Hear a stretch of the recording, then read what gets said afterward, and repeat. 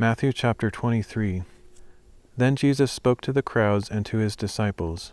The scribes and Pharisees sit in Moses' seat, so practice and observe everything they tell you. But do not do what they do, for they do not practice what they preach. They tie up heavy burdensome loads and lay them on men's shoulders, but they themselves are not willing to lift a finger to move them. All their deeds are done for men to see. They broaden their phylacteries and lengthen their tassels. They love the places of honor at banquets, the chief seats in the synagogues, the greetings in the marketplaces, and the title of Rabbi by which they are addressed.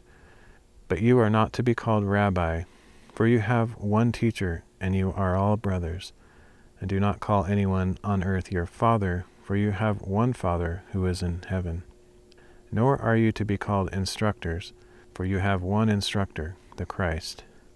The greatest among you shall be your servant. For whoever exalts himself will be humbled, and whoever humbles himself will be exalted. Woe to you, scribes and Pharisees, you hypocrites! You shut the kingdom of heaven in men's faces. You yourselves do not enter, nor will you let in those who wish to enter. Woe to you, scribes and Pharisees, you hypocrites! You traverse land and sea to win a single convert, and when he becomes one, you make him twice as much a son of hell as you are. Woe to you, blind guides! You say, if anyone swears by the temple, it means nothing. But if anyone swears by the gold of the temple, he is bound by his oath. You blind fools! Which is greater, the gold or the temple that makes it sacred? And you say, if anyone swears by the altar, it means nothing. But if anyone swears by the gift on it, he is bound by his oath. You blind men! Which is greater, the gift or the altar that makes it sacred?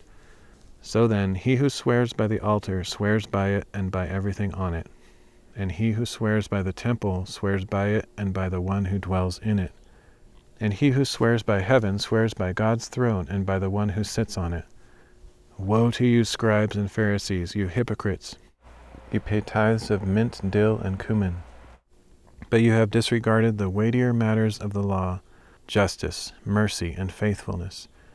You should have practiced the latter without neglecting the former. You blind guides! You strain out a gnat but swallow a camel. Woe to you, scribes and Pharisees, you hypocrites! You clean the outside of the cup and dish, but inside they are full of greed and self-indulgence. Blind Pharisee! First clean the inside of the cup and dish, so that the outside may become clean as well. Woe to you, scribes and Pharisees, you hypocrites! You are like whitewashed tombs, which look beautiful on the outside, but on the inside are full of dead men's bones and every kind of impurity. In the same way, on the outside you appear to be righteous, but on the inside you are full of hypocrisy and wickedness. Woe to you, scribes and Pharisees, you hypocrites! You build tombs for the prophets and decorate the monuments of the righteous. And you say, if we had lived in the days of our fathers, we would not have been partners with them in shedding the blood of the prophets. So you testify against yourselves that you are the sons of those who murdered the prophets. Fill up, then, the measure of the sin of your fathers, you snakes! You brood of vipers, how will you escape the sentence of hell? Because of this I am sending you prophets and wise men and teachers. Some of them you will kill and crucify, and others you will flog in your synagogues and persecute in town after town. And so upon you will come all the righteous blood shed on earth, from the blood of righteous Abel to the blood of Zechariah son of Berechiah, whom you murdered between the temple and the altar.